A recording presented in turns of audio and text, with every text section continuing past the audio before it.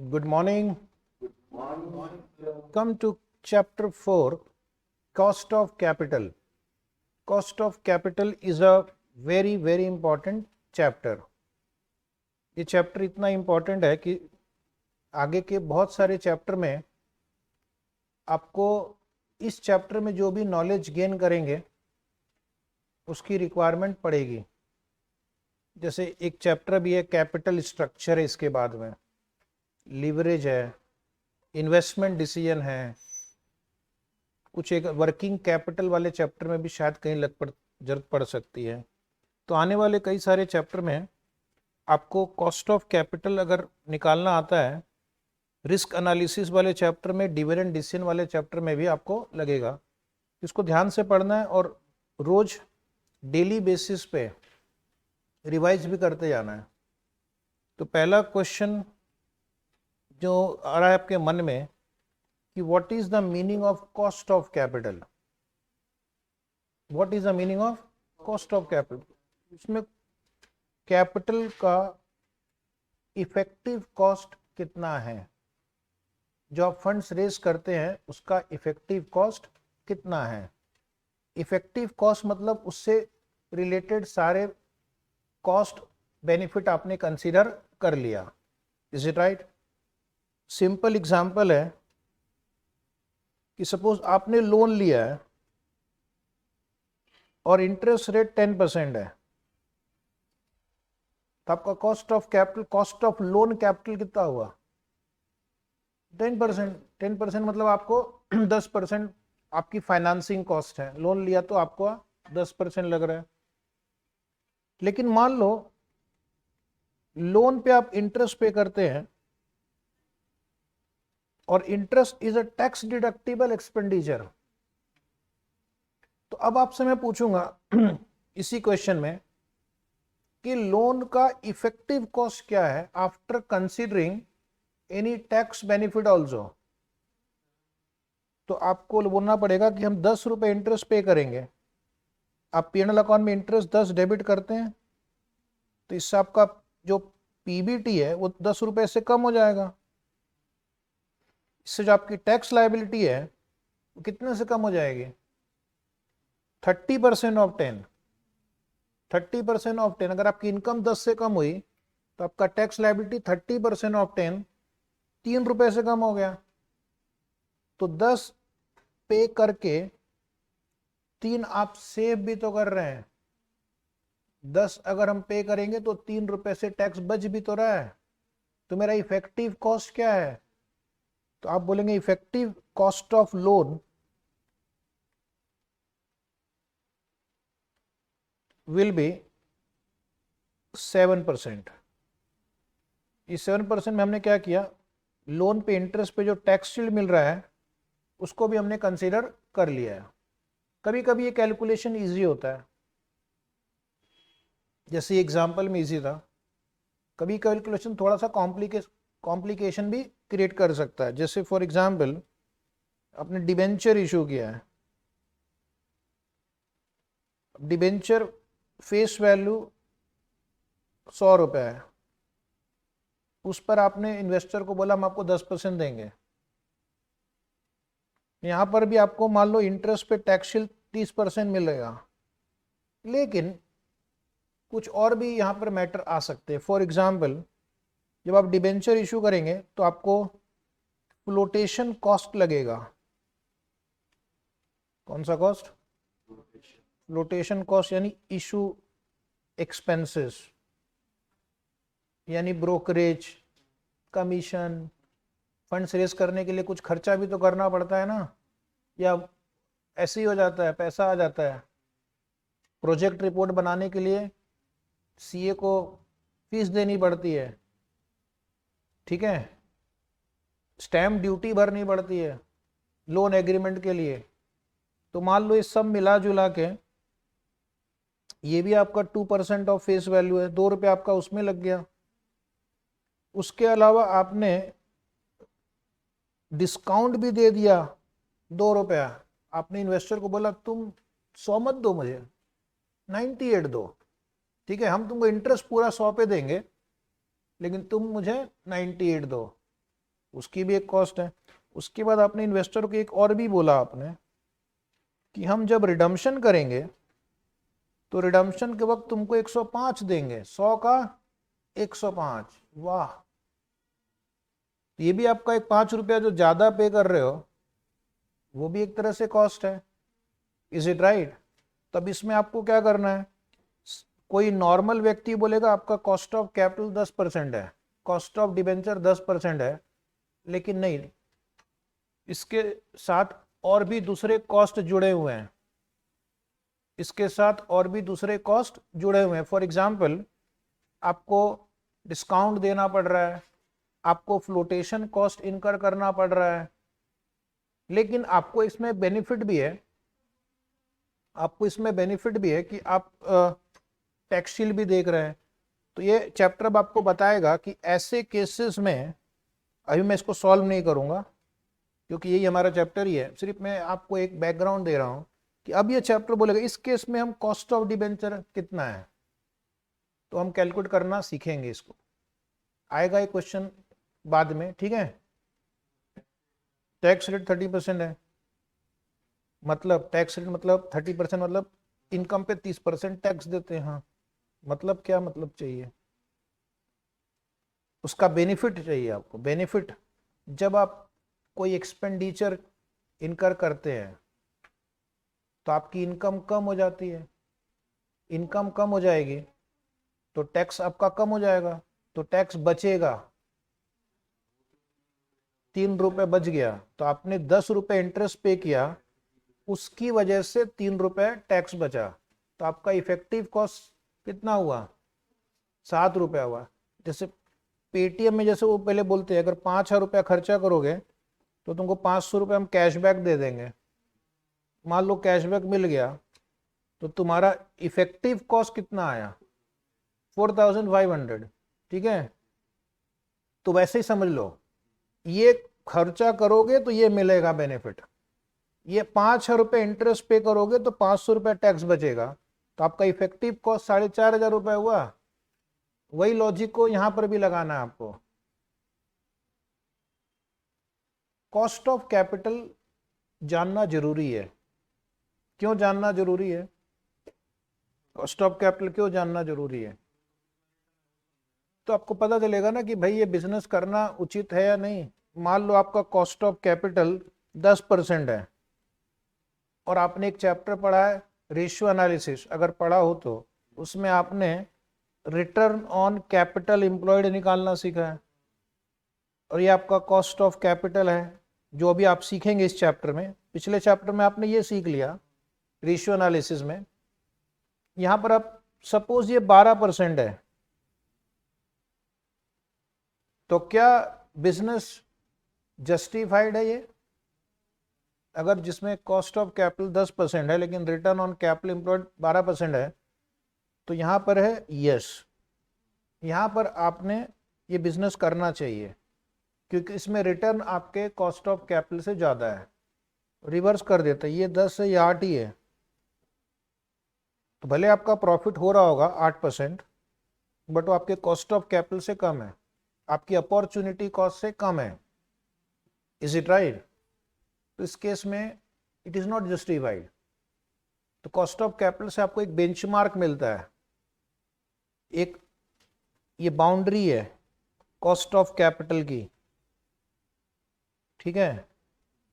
ये एक बाउंड्री है जो आपको हमेशा एक टारगेट देता है कि your return on capital employed should be more than this, should be more than this, then only your business is justified, ठीक है।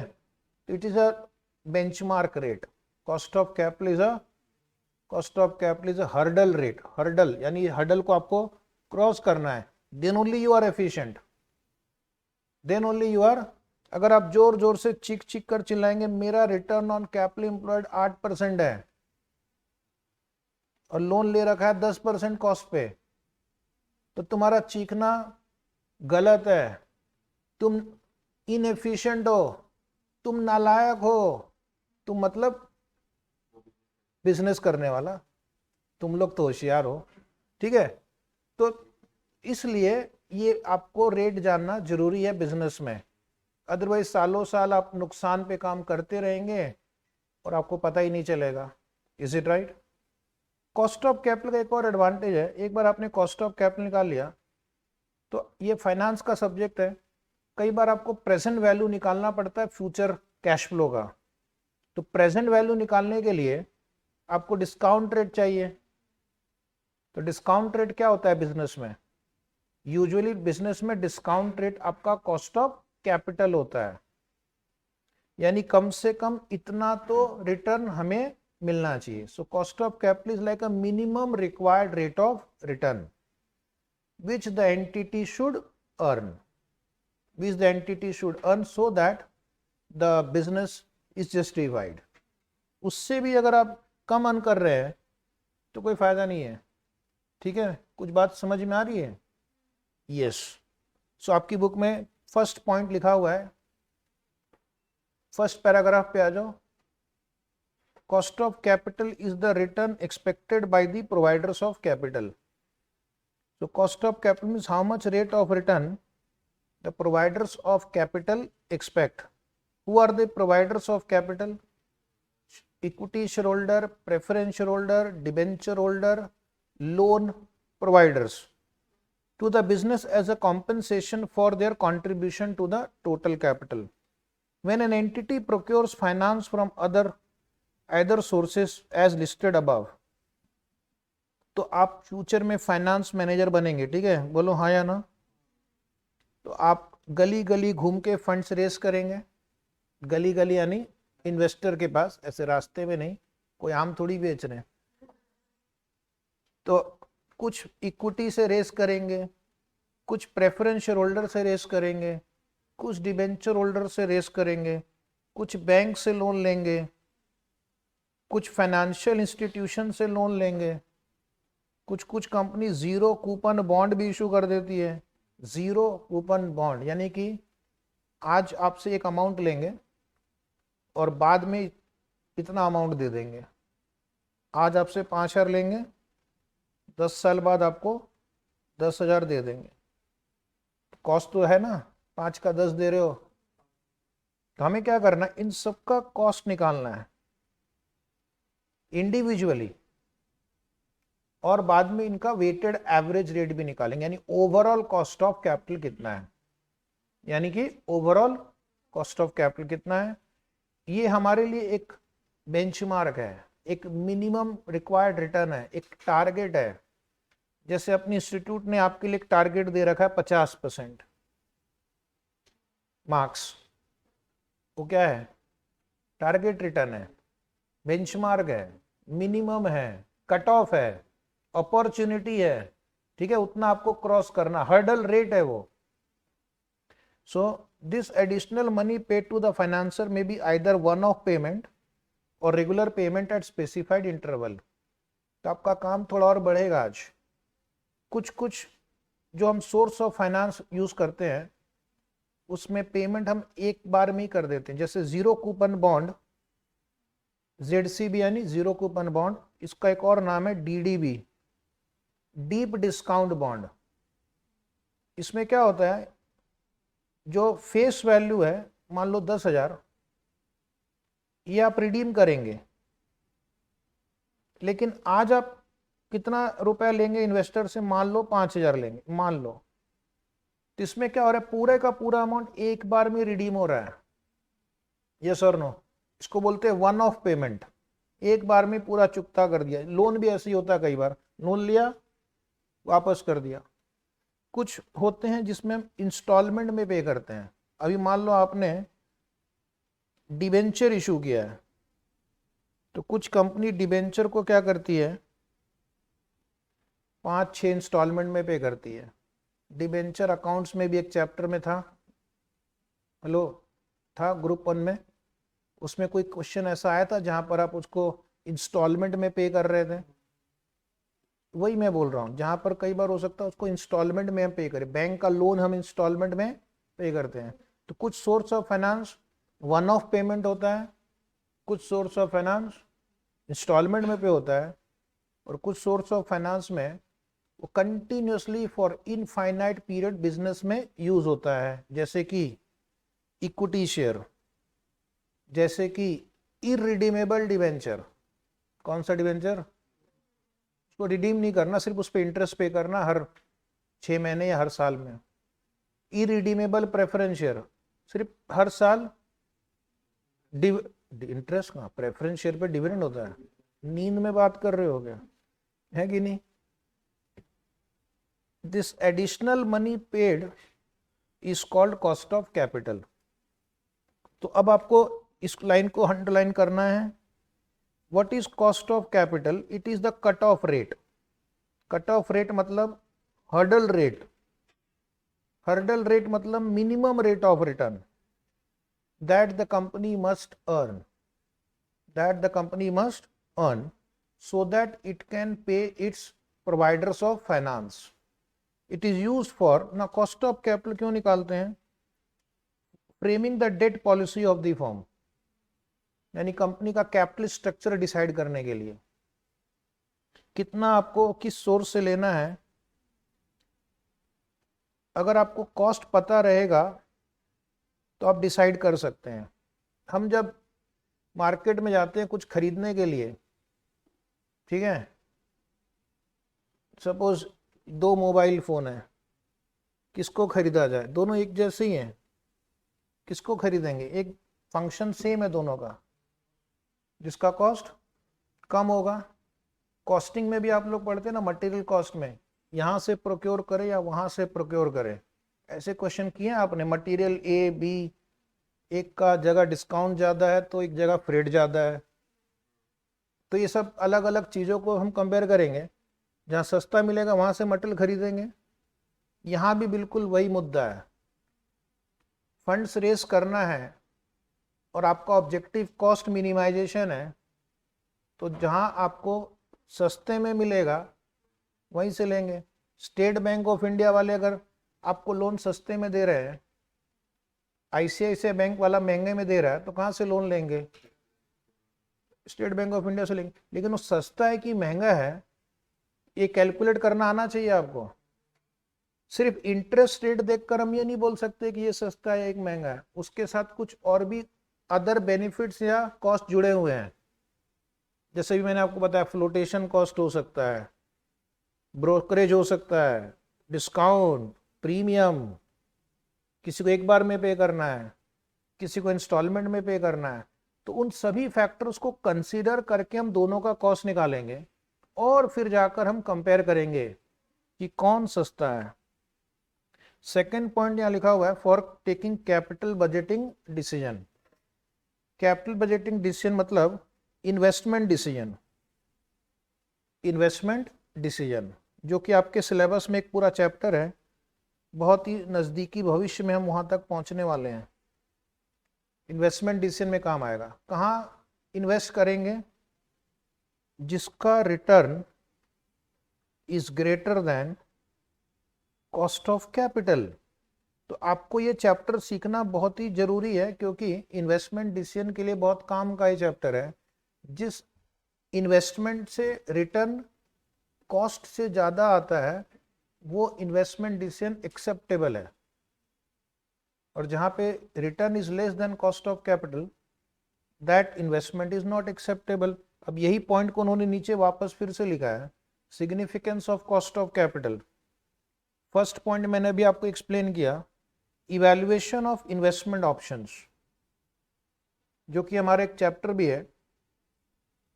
कौन सा प्रोजेक्ट में इन्वेस्ट करेंगे, प्रोजेक्ट ए या प्रोजेक्ट बी? तो हम दोनों की रिटर्न को कॉस्ट से कंपेयर करेंगे, और जहां पे रिटर्न कॉस्ट से ज्यादा आ रहा है, that we will accept. Is it right? The estimated benefit from available investment opportunities are converted into present value benefit by discounting them with the relevant cost of capital. तो suppose हमने एक machine purchase की है। अब इसका मतलब समझो, example, just सिर्फ सुनना है, करना कुछ नहीं है। मशीन की कॉस्ट 10 लाख है। मशीन की कॉस्ट 10 लाख है। मशीन खरीदना यानी कि एक फिक्स्ड एसेट में इन्वेस्टमेंट करना हुआ। मशीन से आपको 5 साल कैश फ्लो जनरेट होगा। 5 साल मान लो आपको 3 लाख, 2 लाख, कभी 3 लाख, कभी 1 लाख, कभी 5 लाख, ऐसे कैश फ्लो जनरेट होगा। ये आप एक्सपेक्ट करेंगे, एस्टिमेट करेंगे। टोटल कितना आया? 5 3 8 1 9, 14 लाख। 1 मिनट रुक जाओ, सिर्फ 14 को हम 10 के साथ कंपेयर नहीं कर सकते। कर सकते हैं? 10 लाख हमने इन्वेस्ट किया, बदले में 14 लाख मिला, ऐसा हम बोल सकते हैं क्या? ऐसा बोल सकते हैं कि नहीं? नहीं बोल सकते हैं। क्यों नहीं बोल सकते बोलो? क्योंकि time value of money present value में निकालना होगा। ये फ्यूचर में कैश फ्लो आ रहा है, ये अगले 5 साल में आ रहा है, ये आपने आज इनकर किया है, तो इनको कंपेयर कैसे कर सकते हैं? मैं तुम्हें बोलूंगा तुम मुझे 3 लाख दो, मैं तुम्हें 5 साल बाद 3 लाख दूंगा, तो मामला बराबरी का थोड़ी हुआ। बराबरी का हुआ क्या? अगर हुआ तो दे दो मुझे 3 लाख, मैं आपको दे दूंगा 5 साल के बाद 3 लाख। आपको स्टैम्प पेपर पर लिख कर दे रहा हूं मैं कि मैं दूंगा जरूर वापस, चाहिए तो चेक ले लो पोस्ट डेटेड। नहीं देंगे? तुम भी नहीं दोगे? भरोसा नहीं है, टाइम वैल्यू ऑफ मनी का नुकसान हो रहा है। भरोसा नहीं है, टाइम वैल्यू ऑफ मनी का नुकसान हो रहा है। हाँ भरोसा है, लेकिन 5 साल में आपको इंटरेस्ट का नुकसान होगा। तो हमको क्या करना है? हमें इनको प्रेजेंट वैल्यू में लाना है। ओ, और उसके बाद इन सबकी प्रेजेंट वैल्यू को कैलकुलेट कर लेने के बाद, अब ये दोनों कंपेरेबल है, ये भी आज, ये भी आज, तो अब दोनों बराबरी का मुकाबला है। टिंग टिंग टिंग टिंग। अब जरा देखना है कौन ऊपर जा रहा है कौन नीचे जा रहा है। अब हम दोनों को नाप सकते हैं, ठीक है? तो अगर ये प्रेजेंट वैल्यू मान लो 11.5 लाख आ गया, मशीन को यूज किया, उससे कैश फ्लो जनरेट हुआ, उसकी प्रेजेंट वैल्यू 11.5 लाख आ गई, जबकि आपने कॉस्ट 10 लाख खर्च किया था। जल्दी से बोलना है 1 सेकंड में, will you undertake this investment or not? The answer is yes. ये प्रेजेंट वैल्यू मतलब बेनिफिट है, ये कॉस्ट है, तो benefit is more than cost हुआ ना। तो नो क्यों बोला आपने? एक स्टूडेंट ने नो बोला है। कंपेयर करके मतलब कंपेयर करके तो बोलना था। कम कहाँ आ रहा है, ज्यादा आ रहा है? अच्छा कोई बात नहीं, लेकिन मान लो अगर बेनिफिट 9.5 लाख आ गया तो फिर एक्सेप्ट नहीं करेंगे। अब यहां पर कॉस्ट ऑफ कैपिटल का क्या काम है? ये जो आप प्रेजेंट वैल्यू निकालेंगे, इसके लिए आपको एक रेट चाहिए रहेगा। वो रेट जो यूज करते हैं, that rate of discount is cost of capital. That rate of discount is cost of capital. तो जब तक आप ये चैप्टर नहीं सीखेंगे कॉस्ट ऑफ कैपिटल, तब तक आप वो जो एक इन्वेस्टमेंट डिसीजन वाला चैप्टर है उसमें आपको दिक्कतें आएंगी, क्योंकि उसमें कुछ क्वेश्चन में आपको डिस्काउंट रेट नहीं दिया रहता है। तो डिस्काउंट रेट नहीं दिया रहेगा तो पहले कॉस्ट ऑफ कैपिटल निकालना पड़ेगा, उसको यूज करेंगे as a discount rate. Is it right? तो ये आपका मैंने एग्जांपल दिया। डिस्काउंटिंग करना सबको आता है? मैथ्स में सीखा था क्या? याद नहीं आ रहा है? ठीक है, जब हम प्रॉब्लम सॉल्व करेंगे तो उस समय मैं आपको डिस्काउंटिंग कैसे करते हैं बता देंगे, और जिनको आता है खुश रहो। दूसरा बेनिफिट है कॉस्ट ऑफ कैपिटल का फाइनेंसिंग डिसीजन में।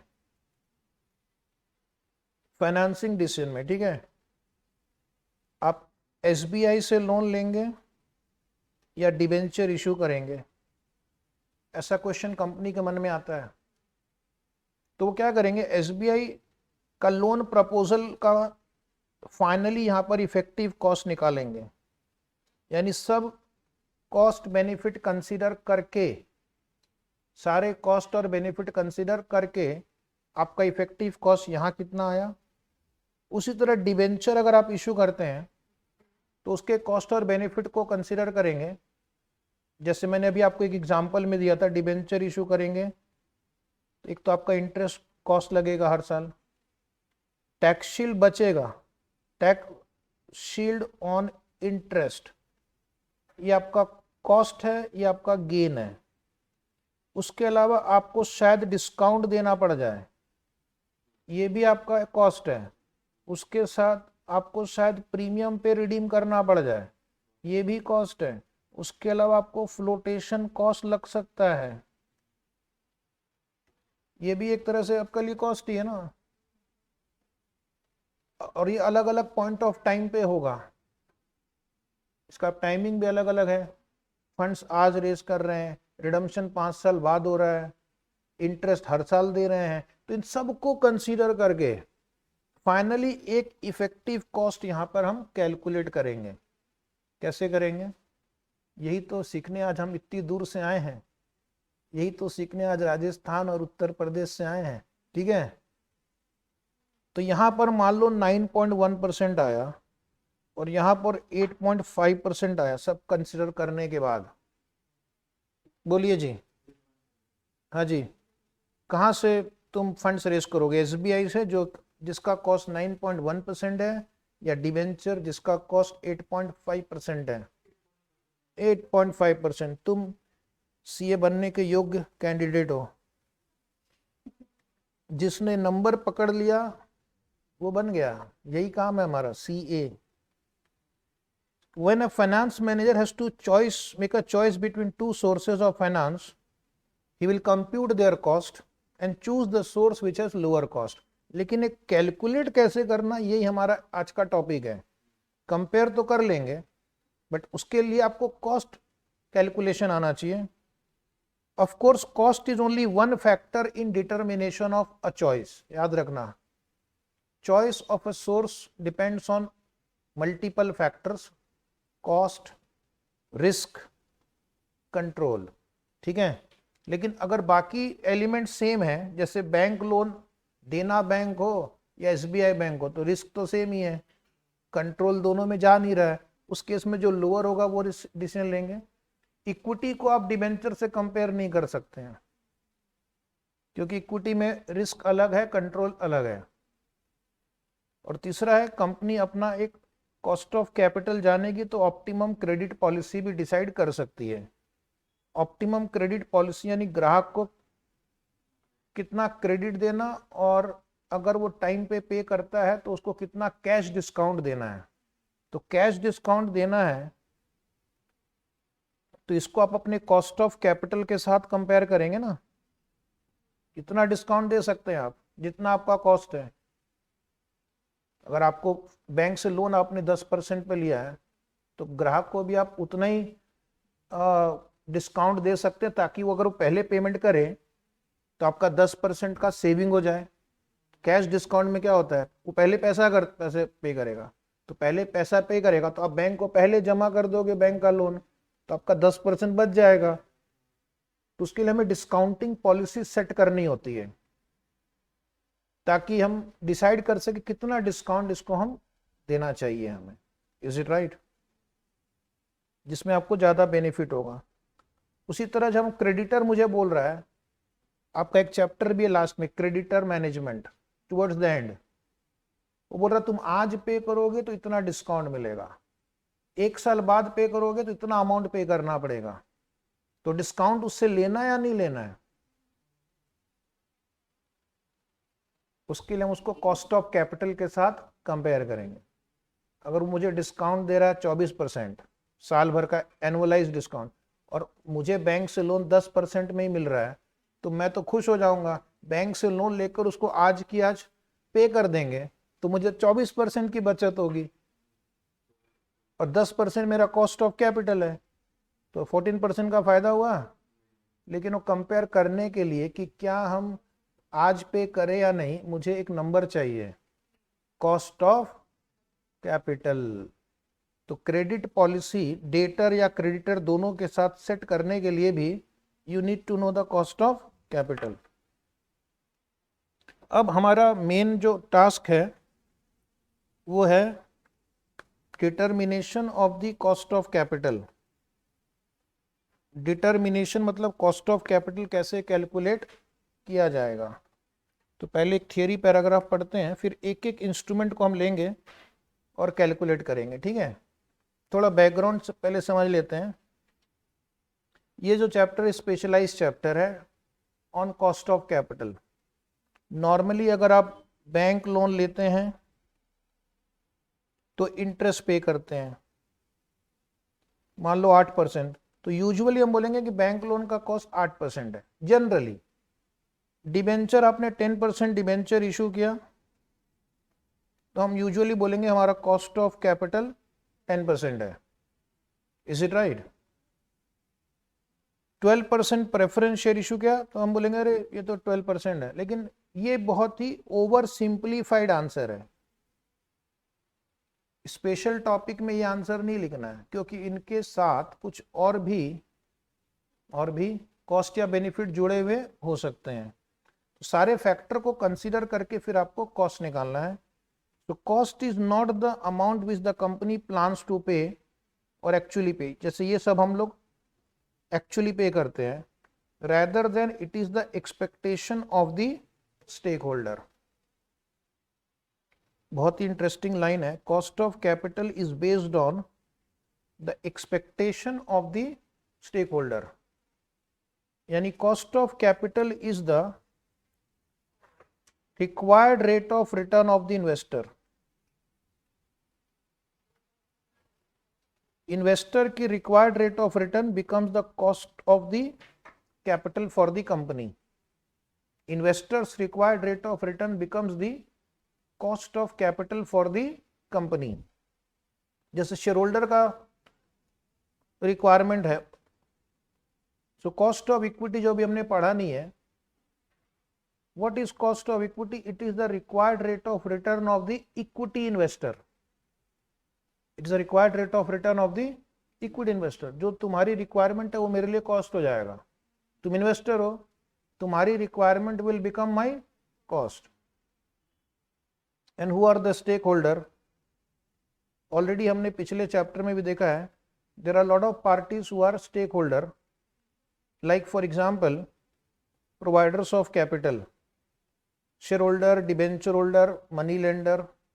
Then there are intermediaries like broker, etc. Government. If a company issues 9% coupon debenture, ये लाइन को समझने के लिए थोड़ी सी मेहनत लगेगी। कंपनी 9% इंटरेस्ट रेट वाला डिबेंचर इशू करना चाहती है। कंपनी चाहती है कि हम 9% देंगे, लेकिन इन्वेस्टर की एक्सपेक्टेशन क्या है? 10% है।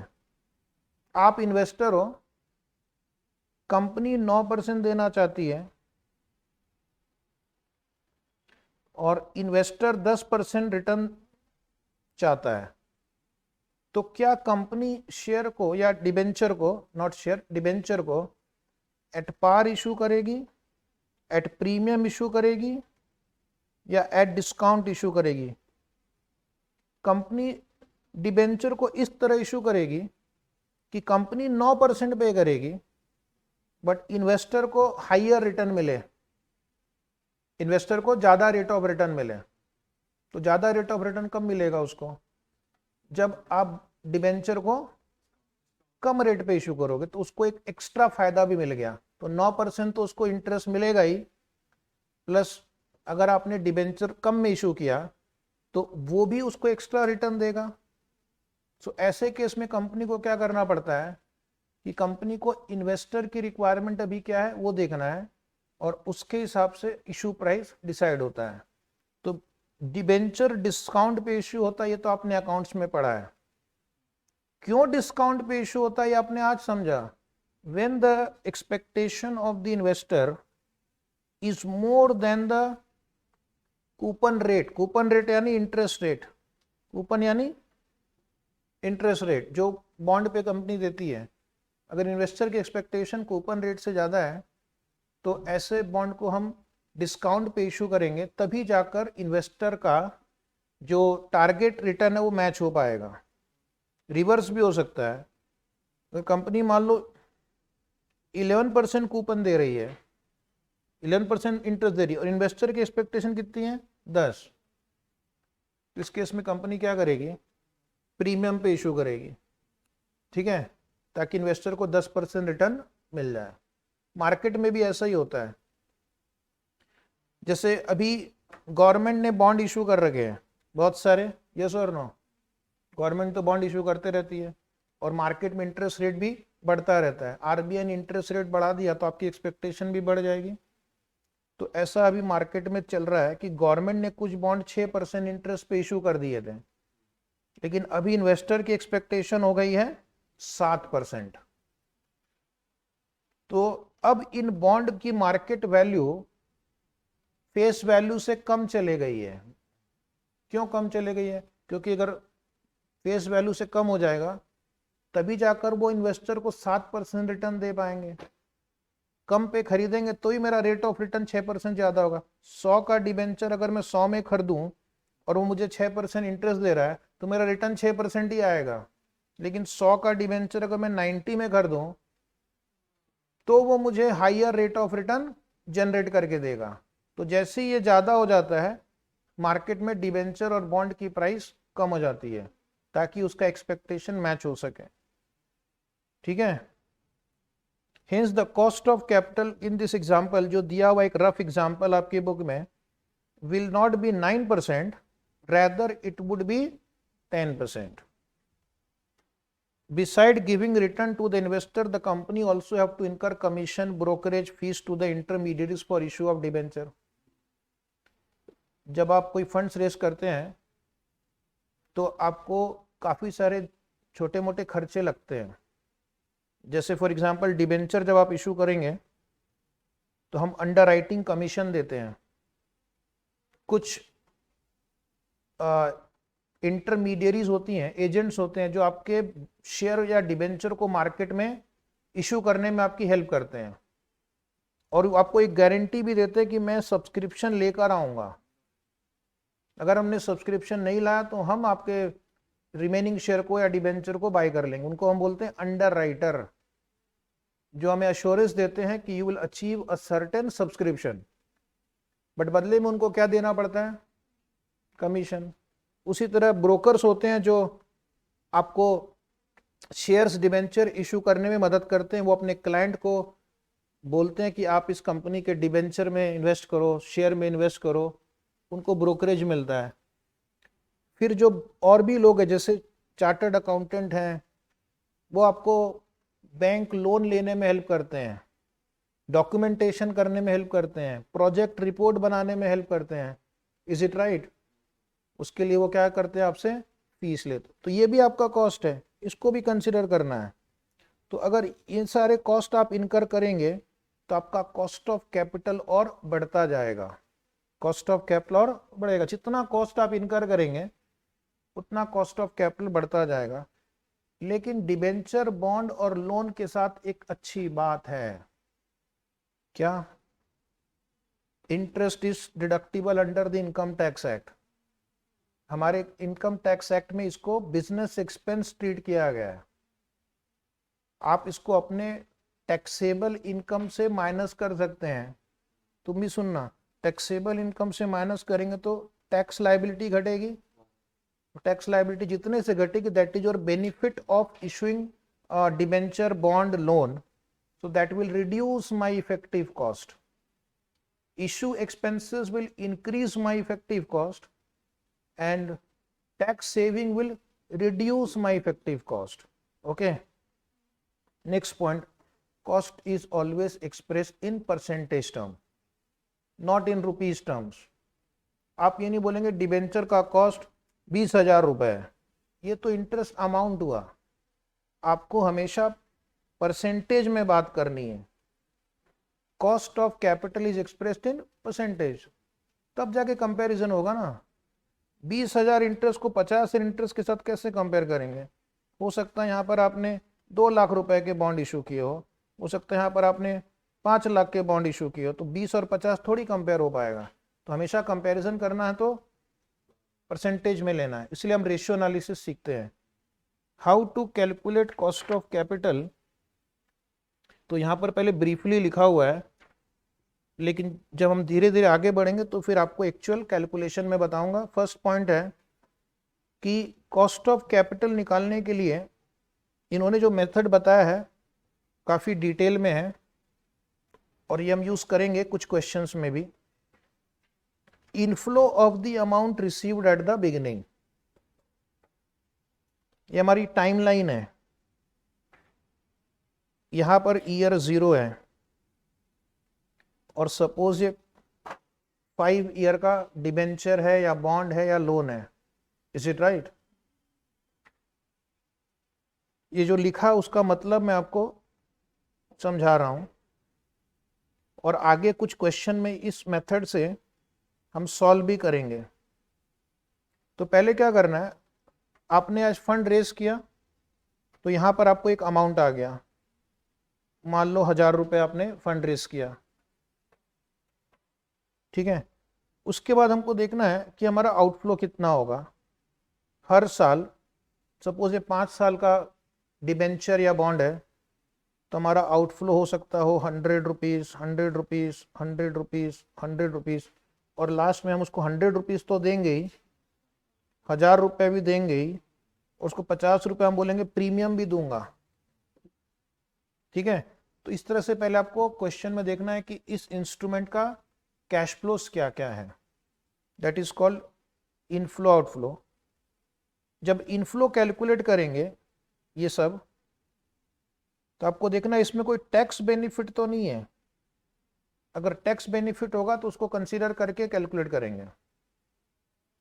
अगर टैक्स बेनिफिट हो, जैसे इंटरेस्ट पे आपको टैक्स शील्ड मिलता है, तो जो भी टैक्स बेनिफिट मिल रहा है उसको भी कम करके कैलकुलेट करेंगे। और फिर क्या करेंगे, अब यहाँ पर अब ये जो लिखा है वो आपको अभी इमीडिएटली समझ में नहीं आएगा। ये हमारा फ्यूचर का कैश फ्लो है, ये हमारा आज का कैश फ्लो है, ठीक है। जैसा भी समझो, अगर आप कंपनी के पॉइंट ऑफ व्यू से देख रहे हैं तो ये पहले पैसा आएगा फिर ये पैसा जाएगा। इन्वेस्टर के पॉइंट ऑफ व्यू से देख रहे हैं तो पहले पैसा जाएगा फिर ये आएगा। डजेंट मैटर, उससे मेरे कैलकुलेशन पे कोई फर्क नहीं पड़ता, नंबर तो वही है ना, नंबर तो वही है। अब हमें क्या करना है, जो कि कॉस्ट ऑफ कैपिटल निकालने का जो सबसे मेन और करेक्ट तरीका है, we have to find out a discount rate, we have to find a discount, जिससे present value of inflow is equal to present value of outflow. So cost of capital is that discount rate at which, अब ये equation satisfy होना चाहिए, PV of inflow is equal to PV of, PV यानी present value. PV जब भी मैं लिखूंगा इसका मतलब इस चैप्टर में प्रेजेंट वैल्यू है, ठीक है। तो आपको वो डिस्काउंट रेट निकालना है जिससे जो फ्यूचर में जो कैश इनफ्लो आ रहा है उसका अगर मैं प्रेजेंट वैल्यू कैलकुलेट करूं तो आज जो भी कैश फ्लो हुआ है उसके साथ वो मैच हो जाए। अब आप इन्वेस्टर के पॉइंट ऑफ व्यू से देखेंगे या कंपनी के पॉइंट ऑफ व्यू से देखेंगे, इक्वेशन तो वही रहने वाला है, PV of inflow equal to PV of outflow. इसलिए इसके लिए कैलकुलेशन में आपका कोई फर्क नहीं पड़ेगा। अगर आपने कैश फ्लो ठीक लिखा है तो आप किसी के भी पॉइंट ऑफ व्यू से देखो, फाइनल मैथमेटिकली आंसर तो वही आएगा ना, PV of inflow equal to PV of outflow. Question normally ये चैप्टर में कंपनी के पॉइंट ऑफ व्यू से कैलकुलेशन हो रहा है, क्योंकि फंड्स कौन रेज कर रहा है, company.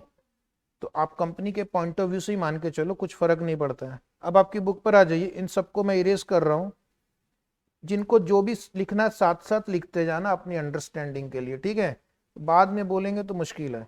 Thereafter we can use trial and error method to arrive at a rate at which PV of inflow is equal to PV of outflow. अब तुम पूछोगे सर ये ट्रायल एंड एरर मेथड क्या होता है? ये एक तरीका है डिस्काउंट रेट निकालने का जो मैं आपको प्रॉब्लम के वक्त बताऊंगा। इस मेथड को हम बोलते हैं ट्रायल एंड एरर मेथड, जो आप क्लास में यूज करते हैं। मैथमेटिक्स में इसको इंटरपोलेशन टेक्निक बोलते हैं। हेलो, सुना इंटरपोलेशन टेक्निक? कैसे नहीं सुना, तुम तो मैथ्स के होशियार स्टूडेंट हो। ठीक है, कोई बात नहीं। तो टेक्निकली इसका नाम है इंटरपोलेशन टेक्निक, जिससे हम डिस्काउंट रेट निकालते हैं, और सिंपल लैंग्वेज में हम इसको बोलेंगे trial and error method. Trial and error मतलब पहले ट्राई करो, फिर एरर करो, फिर ट्राई करो, एरर करो, फिर एक दिन सक्सेसफुल हो जाओगे। जैसे अपना CA course trial and error ही है, ठीक है। और इसका जो नाम है वो है, जो रेट ऑफ डिस्काउंट निकालते हैं उसका नाम है IRR। कौन गेस करेगा कि इस IRR का क्या मतलब होता है? IRR का मतलब होता है इंटरनल रेट ऑफ रिटर्न। आसपास लिख के रखो। अब आपके इंस्टीट्यूट की कलाकारी देखिए कि उन्होंने अपनी बुक में डायरेक्टली IRR वर्ड यूज कर लिया है, जबकि उसका फुल फॉर्म बताया ही नहीं। एक बेचारा गरीब बच्चा खुद का ही फुल फॉर्म बना रहा है, interest rate of return. Interest कहां लिखा मैंने? इंटरनल लिखा है। इंटरेस्ट और इंटरनल में फर्क है भाई साहब, है कि नहीं? इंटरनल मतलब it is that discount rate at which PV of inflow is equal to PV of outflow. IRR is one of the best methods to calculate the cost of capital. Okay. Why IRR is a good method to calculate cost of capital? Because इसमें हम सारे cash flows को consider करते हैं अपने calculation में, and according to the time when they are incurred or received. Why IRR is a better technique? All cash flows are considered according to their timing, जिसमें time value of money को भी consider कर लिया जाता है। Is it right? So that is why IRR method is a good method. Calculate कैसे करना है, आज लेक्चर खत्म होने के पहले मैं शायद बता पाऊंगा आपको एक क्वेश्चन में। यस, आ जाएगा। So in this chapter IRR is the cost of capital, because here we have initial outflow followed by net inflow. So cost of capital is equal to IRR, but ये IRR निकालना थोड़ा सा लेंदी procedure है, इसलिए institute ने आपको shortcut फॉर्मूले भी अलाउ किए हैं। ओ माय गॉड, अगर IRR निकाल सकें तो अच्छी बात है, अदरवाइज उसका एक सब्स्टिट्यूट भी है, शॉर्टकट फॉर्मूला। तो हम एक क्वेश्चन को दोनों मेथड से करेंगे, दोनों मेथड से आंसर सेम आएगा या डिफरेंट आएगा? सेम नहीं आएगा। वाई? क्योंकि फॉर्मूला मेथड जो है उसमें टाइम वैल्यू ऑफ मनी पूरी तरह से कंसीडर नहीं किया जाता है, जबकि IRR मेथड में टाइम वैल्यू ऑफ मनी को हम पूरी तरह से कंसीडर करते हैं। पहले एक बात बताओ, ये word time value of money आपने पहले सुना है कि नहीं सुना है? पता चला सिलेबस खत्म हो गया और बच्चा लास्ट में आके पूछ रहा है 15 चैप्टर होने के बाद, सर ये टाइम वैल्यू ऑफ मनी क्या था? आप रोज रोज बोलते थे सुबह सुबह आके। तो value of 1 rupee today is more than 1 rupee received in future, because of factors like interest, inflation, opportunity cost. Okay, तो शॉर्टकट फॉर्मूला इंस्टीट्यूट ने खुद ही लिखा, shortcut formulas are easy but it will give approximate answer, not the exact answer. और ये मैं आपको एक क्वेश्चन में करके भी बताऊंगा। तो अभी आपको धीरे धीरे क्या करना है, ईच सोर्स ऑफ फाइनेंस आपको पहले समझना है और उसका कॉस्ट कैसे निकालते हैं। पहले क्या करना है, ईच सोर्स ऑफ फाइनेंस का कॉस्ट निकालना आप सीखोगे। डिबेंचर का कॉस्ट कैसे निकालेंगे, प्रेफरेंस का कैसे, इक्विटी शेयर का कैसे, लोन का कैसे। लेकिन कंपनी मल्टीपल सोर्सेस यूज करती है, तो अगर कंपनी मोर देन वन सोर्स यूज कर रही है तो उस केस में हम क्या निकालेंगे, weighted average cost of capital. अगर कंपनी मल्टीपल सोर्सेस यूज कर रही है, more than one source use कर रही है, तो हम क्या निकालेंगे, overall cost of capital. Is it right? तो फर्स्ट हमारा आज का टॉपिक है cost of long term debt, जिसको हम लोग शॉर्ट में लिखेंगे, जो एक स्टैंडर्ड टर्म आपके सिलेबस में यूज किया जाता है, एग्जाम में भी आप यूज कर सकते हैं, KD, cost of debt capital. Is it right? ये उसका स्टैंडर्ड फॉर्मेट है, अपना खुद का शॉर्ट फॉर्म मत लिखना, ठीक है। KD यानी कॉस्ट ऑफ डेट, KP यानी cost of preference share, KE यानी कॉस्ट ऑफ इक्विटी, KR मतलब cost of retained earning. So cost of capital, cost of long term date. So long term date में क्या क्या आएगा? Mostly हमारे syllabus में दो टाइप के इंस्ट्रूमेंट आते हैं यहाँ पे, डिबेंचर एंड लोन। डिबेंचर और लोन में क्या डिफरेंस है? Loan is from one party,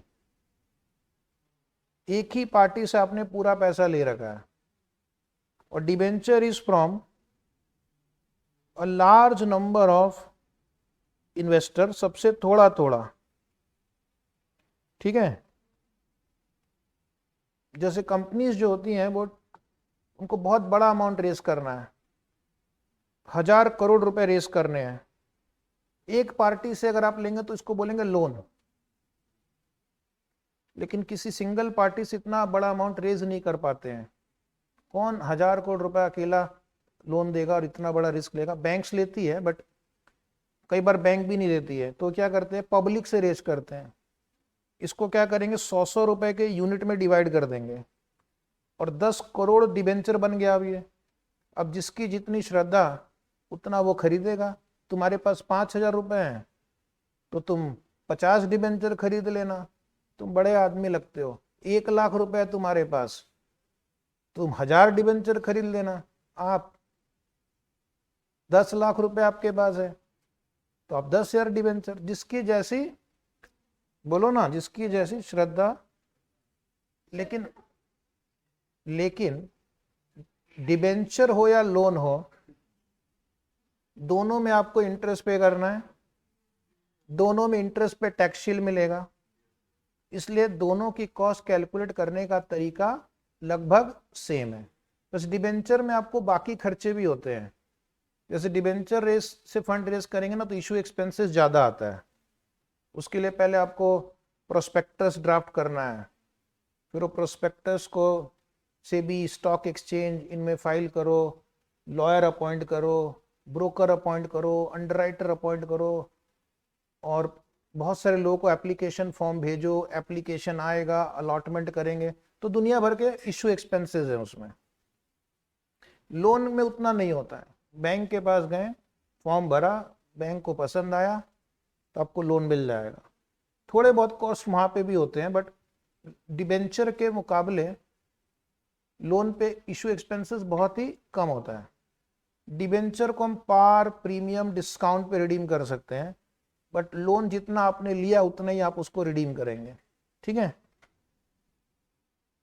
तो आपके सिलेबस में डिबेंचर बॉन्ड पे जाने के पहले उन्होंने एक पैराग्राफ ऐड किया है, जिसकी वैसे जरूरत तो नहीं थी, लेकिन अब उन्होंने ऐड कर ही दिया है तो हम बता ही देते हैं। फीचर्स ऑफ डिबेंचर्स और बॉन्ड। डिबेंचर और बॉन्ड ऑलवेज एक फेस वैल्यू के साथ इशू किए जाते हैं, जो कि आपने पढ़ा है अकाउंट्स में भी। फेस वैल्यू मतलब उसमें लिखा रहेगा कि ये डिबेंचर 100 रुपीज़ का है, 1000 का है, कुछ कंपनी 10,000 रुपये का भी फेस वैल्यू वाला डिबेंचर इशू करती है, ठीक है। So debentures and bonds are denominated with some value, यानी एक यूनिट की वैल्यू कितनी है, that is called face value of the debenture. Face value का पर्पस हमारे इस चैप्टर में क्या है, जो हम इंटरेस्ट कैलकुलेट करेंगे that is based on face value. जैसे फॉर एग्जांपल क्वेश्चन में दिया है फेस वैल्यू 100 रुपए है और कूपन रेट यानी इंटरेस्ट रेट 9% है, तो इसका मतलब इंटरेस्ट का अमाउंट कितना होगा, 9% ऑफ 100, 9 रुपीज। ये एडवांटेज ऑफ फेस वैल्यू। भले आपने डिस्काउंट पे इशू क्यों नहीं किया हो, भले आपने प्रीमियम पे क्यों नहीं इशू किया हो, जो इन्वेस्टर को हम इंटरेस्ट पे करते हैं वो फेस वैल्यू पे करना है, ठीक है। इसमें गलती नहीं कर सकते हैं, ऐसी गलती के लिए कोई माफी नहीं होगी। दूसरा बेनिफिट क्या है फेस वैल्यू का? दूसरा बेनिफिट है रिडम्पशन। जब आप रिडीम करेंगे तो फेस वैल्यू रिडीम होगा। लेकिन कुछ कुछ कंपनी रिडम्पशन प्रीमियम पे भी कर सकती है, डिस्काउंट पे भी कर सकती है। स्टूडेंट को क्या करना है, अगर क्वेश्चन में कुछ नहीं दिया रिडम्पशन के बारे में तो 100% आप अज्यूम करेंगे रिडम्पशन ऑफ डिबेंचर और bond will be at face value और par value. Very good. Debenture और bond has a coupon rate. Coupon rate is called interest rate. It means this is the rate of interest which the company has committed to pay to the debenture holder. तो अगर आपको question में दिया 9% debenture was issued by company, तो ये जो prefix 9% लगाते हैं that is the coupon rate और इंटरेस्ट रेट। इन्वेस्टर को 9% ऑफ फेस वैल्यू मिलेगा, लेकिन जीरो कूपन बॉन्ड पे और डीप डिस्काउंट बॉन्ड पे कूपन रेट नहीं होता है। तो इन्वेस्टर क्यों इन्वेस्ट करेगा? जीरो कूपन बॉन्ड 5,000 रुपये आज इन्वेस्ट करो, 10 साल के बाद 15,000 मिलेगा, बीच में कुछ नहीं। तो जो एक्स्ट्रा 10,000 है किस बात का? ये इंटरेस्ट ही तो है ना, एक साथ लाभ मिल गया। डीप डिस्काउंट बॉन्ड में 5,000 इन्वेस्ट करो, 25 साल के बाद 1 लाख मिलेगा, कुछ नहीं। तुम मुझे 5,000 आज दो, मैं तुम्हें 10 साल बाद 15,000 दूंगा, बीच में हमारे और तुम्हारे बीच और कोई ट्रांजैक्शन नहीं। डीप डिस्काउंट बॉन्ड में सिर्फ ये होता है कि नंबर ऑफ ईयर्स बहुत ज्यादा होते हैं, इसके गैप ज्यादा होता है। डीप गैप दिख रहे हो क्या? 1,000 लाख रुपए का बॉन्ड, लाख रुपए का बॉन्ड ओनली केवल मात्र 5,000 में मिल रहा है आपको। तो कितना डिस्काउंट है? 95,000 का। लेकिन वो जो 95,000 का डिस्काउंट मिला उसके लिए आपको 25 ईयर्स तक अपने फंड्स को ब्लॉक करके रखना पड़ेगा। Is it right? तो कहीं ना कहीं इसमें भी कॉस्ट छुपा हुआ है। तो आपको मैं सिखाऊंगा कि यहां पर आपको कॉस्ट ऑफ कैपिटल कैसे निकालना है। Is it right? या इसमें इनडायरेक्टली कंपनी कितना आपको रेट ऑफ रिटर्न ऑफर कर रही है। तो आपको दोनों टाइप के क्वेश्चन करने आने चाहिए, एक जिसमें कूपन रेट है और एक जिसमें कूपन रेट नहीं होता है लेकिन डिस्काउंट पे इश्यू होता है। ठीक है? कूपन कैसे निकालेंगे? अभी अभी मैंने बताया, face value multiplied by coupon rate. और अगर क्वेश्चन में semi annual coupon paying bond है तो semi annual coupon paying bond रहा तो साल में 2 बार मिलेगा। तो एक हाफ ईयर का बॉन्ड का इंटरेस्ट होगा 6 × 6/12। अगर क्वार्टरली रहा तो 3/12 करना है। तो मोस्ट प्रोबेबली जो कंपनीज होती है वो या तो क्वार्टरली देगी या हाफ ईयरली देगी या एनुअली देगी। और आपके क्वेश्चन में भी ज़्यादा से ज़्यादा यही हो सकता है, हाफ ईयरली, ईयरली। वैसे मैंने एक भी क्वेश्चन क्वार्टरली का देखा नहीं अभी तक, ना तो आपके स्टडी मटेरियल में ना इंस्टीट्यूट के किसी और एग्जाम में भी। तो एंजॉय। एनुअली या सेमी एनुअली ज़्यादा आ रहा है। एफडी भी वही है। FD is also like debenture only. अगर कंपनी फंड्स रेज कर रही है ना तो FD is also like that. Very good question. ठीक है? एफडी में आप क्या करते हो, उसमें भी आप इंटरेस्ट पे करते हो और बाद में एफडी को रिडीम कर देते हो। तो FD, debenture, bond are similar instrument to raise the funds. तीसरा feature of bond and debenture is there is a maturity period. सिर्फ इरिडीमेबल बॉन्ड की मैच्योरिटी डेट नहीं दी जाती है।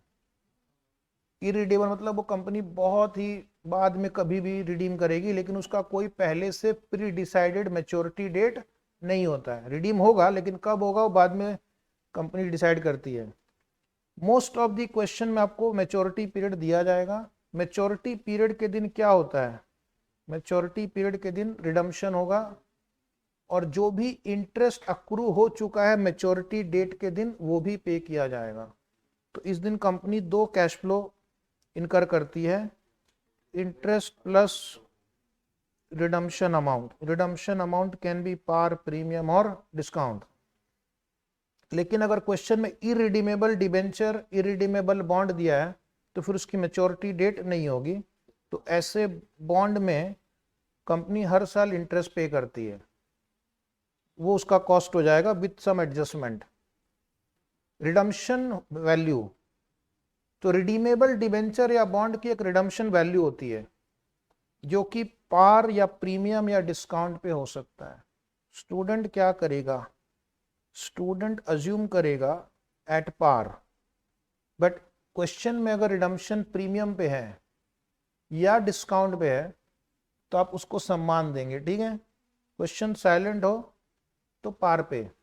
उसके अलावा इस चैप्टर में आपको याद रखना इंटरेस्ट पे टैक्स शील्ड मिलेगा.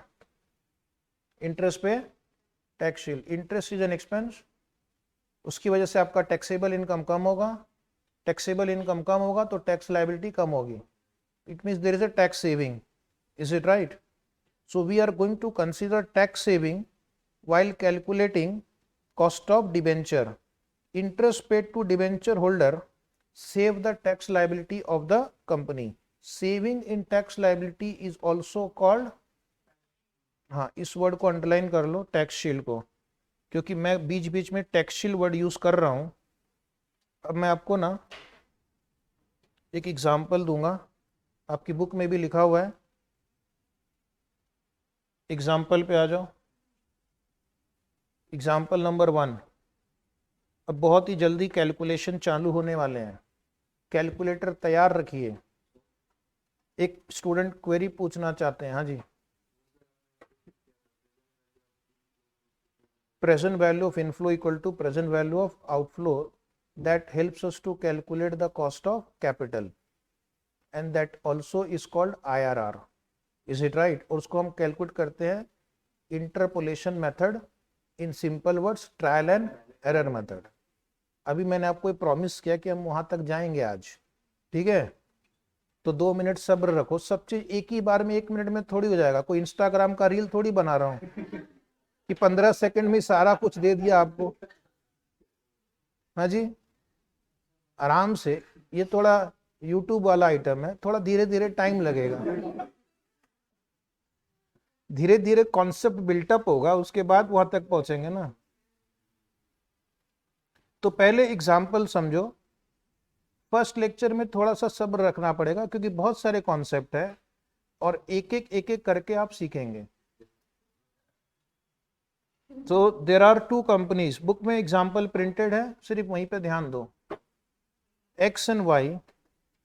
The capital of X is fully financed by equity shareholder, whereas Y Limited uses debt fund as well. तो दोनों कंपनी है तो सिमिलर कंपनी, लेकिन दोनों का सोर्स ऑफ फाइनेंस डिफरेंट है. X लिमिटेड सिर्फ इक्विटी यूज कर रही है और Y लिमिटेड दोनों सोर्सेस यूज कर रही है, डेट भी और इक्विटी भी. Given below is the profitability statement of both the companies.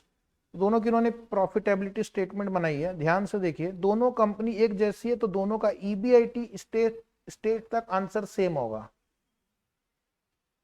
लेकिन इसके बाद दोनों की राह बदल जाएगी.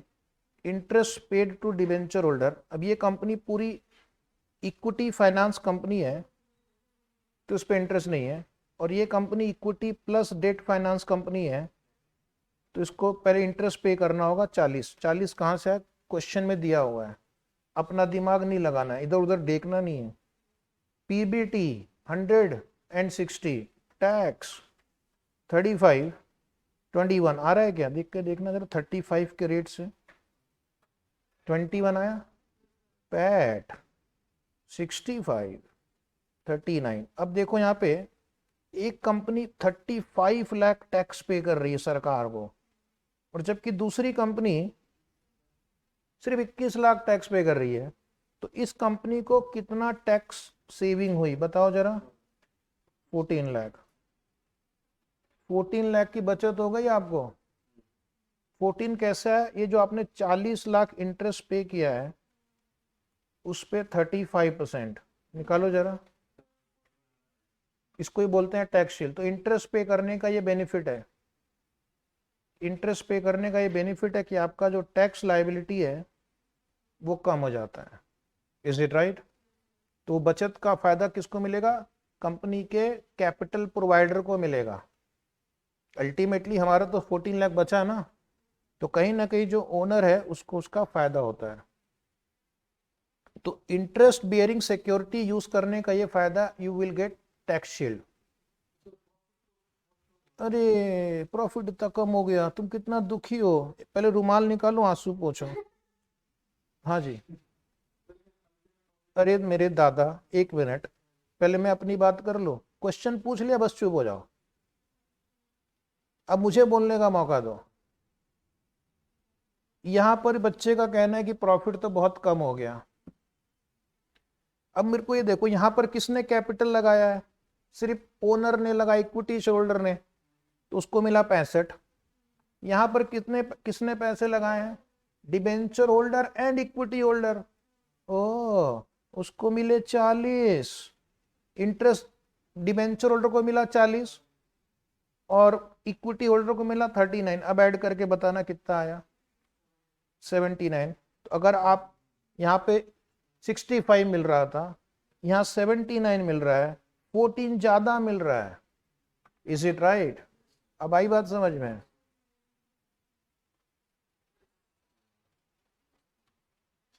हो गया या और कुछ पूछना है? अब पूछो। हाँ, तो क्वेश्चन पूछने के बाद चुप हो जाना है, ठीक है? तो 14 लाख का as a long term capital provider हमें फायदा हुआ। सपोज मेरा नाम ऋषिकेश है, मेरे भाई का नाम शिवानंद है। एक ऑप्शन है कि सारा का सारा पैसा शिवानंद लगा इक्विटी के नाम पे, तो वो कमाएगा 65 लाख। दूसरा ऑप्शन है शिवानंद ने और ऋषिकेश ने, एक ने इक्विटी के नाम से इन्वेस्ट किया और एक ने डिबेंचर या लोन दिया कंपनी को, तो उनकी कमाई 39 प्लस 40 79 लाख होगी। तो कैसे करना चाहिए आप दोनों भाइयों को? थोड़ा डिबेंचर के नाम से इन्वेस्ट करो, थोड़ा इक्विटी करो, उतना ही कैपिटल, टोटल कैपिटल उतना ही लगने वाला है। लेकिन अगर आपने उसका फाइनेंसिंग का सोर्स चेंज कर दिया तो दोनों की इनकम बढ़ गई है। अब थोड़ी बहुत धीरे धीरे बातें समझ में आने लग गई है, ठीक है? तो पहले केस में एक बार फिर से, आपका इंटरेस्ट 40 है और यहाँ पे 14 का टैक्स बचा, तो इफेक्टिवली आप सिर्फ 26 पे कर रहे हैं। इफेक्टिवली ये आपका 26 आ गया। तो ये मेरा एक छोटा सा एग्जाम्पल कंप्लीट हुआ। अब इसके आगे हमारा कैलकुलेशन का काम चालू होगा। कुछ क्वेश्चंस भी आ रहे हैं नीचे। जब आपको प्रॉब्लम आएगा इस चैप्टर से रिलेटेड डिबेंचर बॉन्ड का, तो ध्यान से पहले पढ़ना है और बताना है कि ये जो डिबेंचर या बॉन्ड क्वेश्चन में दिया हुआ है, ये रिडीमेबल है या इरिडीमेबल है? हाँ जी, आपकी कुछ क्वेरी है, बोलो। एक्स लिमिटेड ने पिछले एग्जाम्पल में, अच्छा तुम अभी पिछले एग्जाम्पल में ही हो, तुम अभी पुराने जीवन की बातें कर रहे हो। एक्स लिमिटेड ने इक्विटी इन्वेस्ट किया। हाँ जी,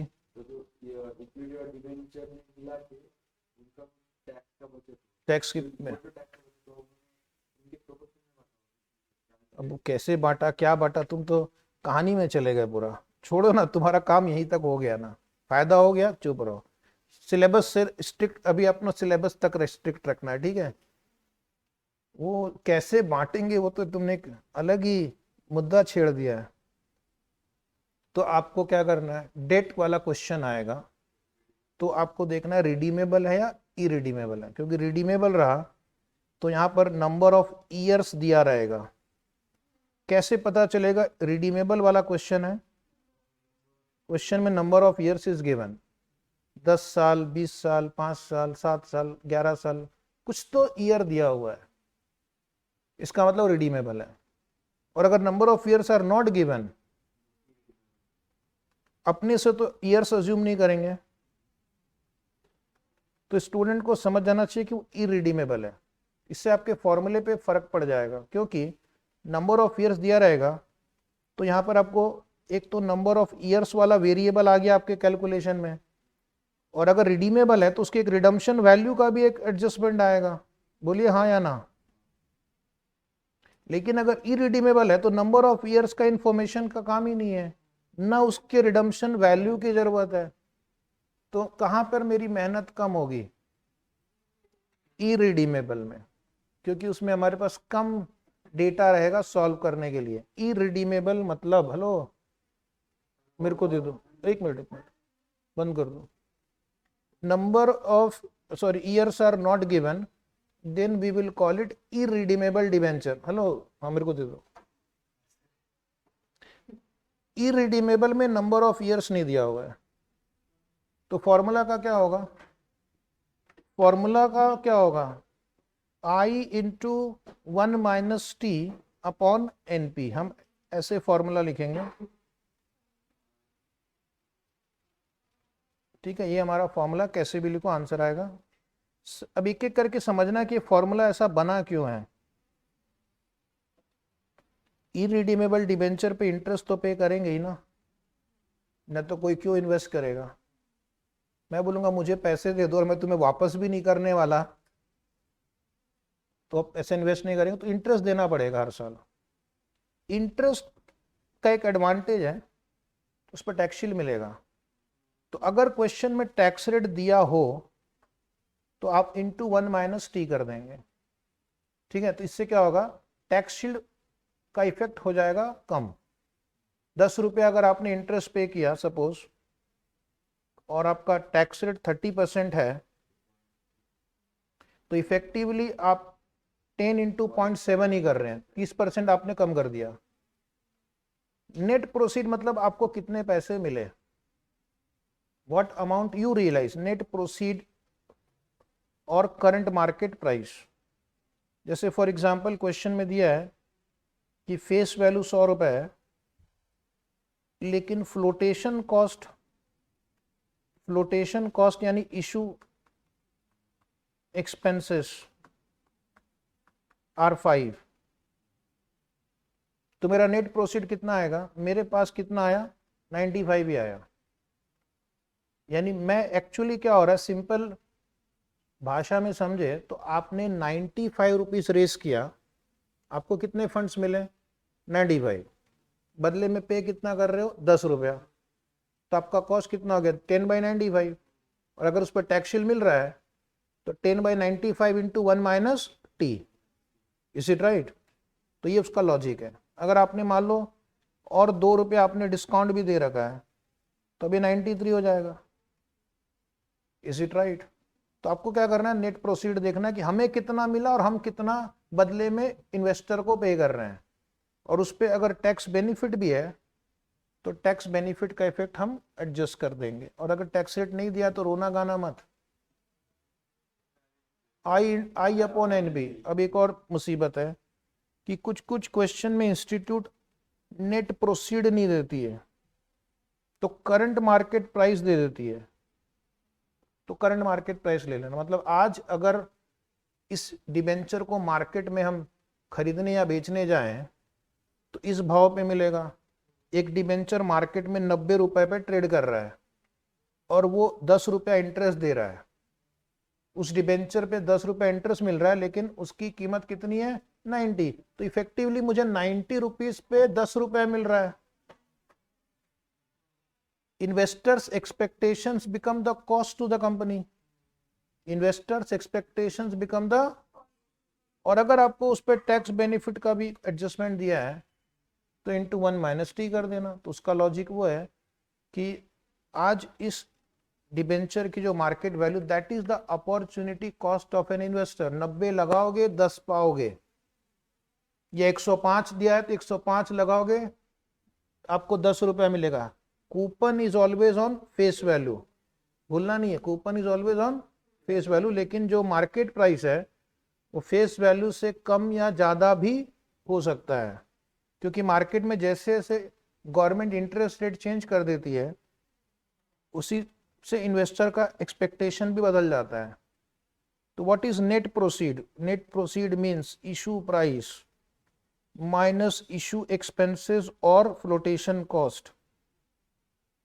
If issue price is not given, ये इंस्टीट्यूट ने लिखा है, student can assume it to be equal to the current market price.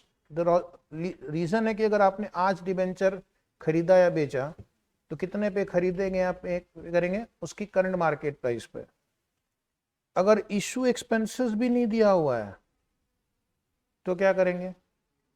अब जो नहीं दिया है तो अपनी मर्जी से तो लिखना नहीं है, तो उसको जीरो अज्यूम कर लेना है. ठीक है, तो क्वेश्चन में डेटा के हिसाब से मेरा फॉर्मूला चेंज होता रहेगा. एक और चीज मैं अभी बता दूं, क्योंकि ये वर्ड फ्लोटेशन कॉस्ट इस चैप्टर में बार बार आएगा, एंड तक आएगा, लास्ट क्वेश्चन तक आता रहेगा. What is flotation cost? It means issue expense. Issue expense. Issue expense means जब आप कोई debenture, bond, preference share, equity share इनको इशू करते हैं तो फंड्स रेस करने के लिए खर्चा लगता है. Is it right? Funds raise करने का जो खर्चा है दैट इज इशू एक्सपेंस. जैसे अकाउंट्स में या लॉ में भी आपने पढ़ा होगा कि जब कंपनी पब्लिक इशू लाती है तो उनको memorandum of association, article of association, ये सब ड्राफ्टिंग करवाने पड़ते हैं. उसके बाद प्रोस्पेक्टस ड्राफ्ट करवाना, उसके बाद अपने इन्वेस्टर को एप्लीकेशन फॉर्म भेजना. आजकल तो ऑनलाइन हो जाता है, बट फिर भी एप्लीकेशन फॉर्म मैनुअली पहले भेजते थे. उसके बाद अंडरराइटर्स अपॉइंट करने रहते हैं जो आपको ये पूरा प्रोसीजर कंप्लीट करके देंगे बदले में कमीशन. बैंक से लोन लेते हैं तो कई बार सीए प्रोजेक्ट रिपोर्ट बनाता है, बदले में वो फीस लेता है. लॉयर भी अपना फीस लेंगे, सारा legal, administration, registration, printing expense, तो सब आ गया इसमें. इसका पर्पस क्या है? जब आप कोई नेट प्रोसीड निकालोगे तो नेट प्रोसीड में से इशू, पहले मैं इशू प्राइस निकालूंगा और उसमें से फ्लोटेशन कॉस्ट माइनस करेंगे. और अगर फ्लोटेशन कॉस्ट नहीं दिया है, जीरो अज्यूम करना है, zero. So expenditure incurred to make the securities available to investor. कोई आपसे पूछेगा व्हाट इज फ्लोटेशन कॉस्ट, तो ये लाइन बोलना है, expenditure incurred to make the securities available to investor. या फिर जस्ट बोलना it is the issue expense. Purpose क्या है? The purpose is to arrive at net proceed for the calculation of cost of capital. है समझ में? चलिए एक एग्जाम्पल सॉल्व करते हैं. एग्जाम्पल लिखा हुआ है आपकी बुक में, ऊपर दिख रहा है एग्जाम्पल है एक. A company issues 1015% debenture of the face value of 100 each at a discount of ₹5. Further, suppose that the underwriting and other cost is 5000 for the total issue. ये क्या है? इस लाइन को आप क्या बोलेंगे? Flotation cost is 5000. तो company ने जो डिबेंचर इशू किए हैं उसका टोटल फेस वैल्यू कितना है? Total 1000 into 100, 1,00,000. लेकिन वहां तक पहुंचने के पहले उसने डिस्काउंट भी दे डाला. कितने का डिस्काउंट है यहाँ पे? ₹5 डिस्काउंट है, तो 1000 पे कितना हो गया? 1000 पे 5000 डिस्काउंट आया क्या? उसके बाद उसने फ्लोटेशन कॉस्ट भी इनकर किया है, ये भी 5000 दिया हुआ है. तो नेट प्रोसीड कितना आया? यानी हमारे हाथ में 90,000 ही पहुंचा. और इंटरेस्ट कितना पे करेंगे? 1000 डिबेंचर है, ₹100 फेस वैल्यू है और 15% इंटरेस्ट रेट है, तो जल्दी बोलो ना, 15,000 हम इंटरेस्ट पे करेंगे. ये बेसिक वर्किंग समझ में आ गई? आपकी बुक में लिखा हुआ भी है, चिंता ना करें. अब आपसे क्वेश्चन क्या पूछ रहा है? After tax cost of debenture. So cost of debenture is I into 1 minus T upon net proceed. Interest कितना पे किया हमने? 15,000। टैक्स रेट कितना दिया हुआ है? 50%, मतलब 50% की तो मुझे सेविंग ही हो गई। तो 15,000 इंटरेस्ट खर्च होगा, लेकिन 7,500 रुपए की बचत भी होगी। तो जेब से कितना गया? 7.5। तो न्यूमरेटर में देखो 7.5 आ गया क्या अपने आप ही? तो फॉर्मूले का फायदा क्या, अपने आप ही आंसर आ जाएगा। फॉर्मूला याद नहीं है तो 15,000 में से 50% कम कर देना, सेविंग हटा देना, नेट प्रोसीड में लिखोगे 90,000। आंसर लिखते वक्त 100 से मल्टीप्लाई कर देना। तो आपकी बुक में भी देखो लास्ट में यही आंसर दिया हुआ है, 8.33% है। हाँ जी, देखो पढ़ो जरा आंसर। हाँ जी, किसका हिंदी में?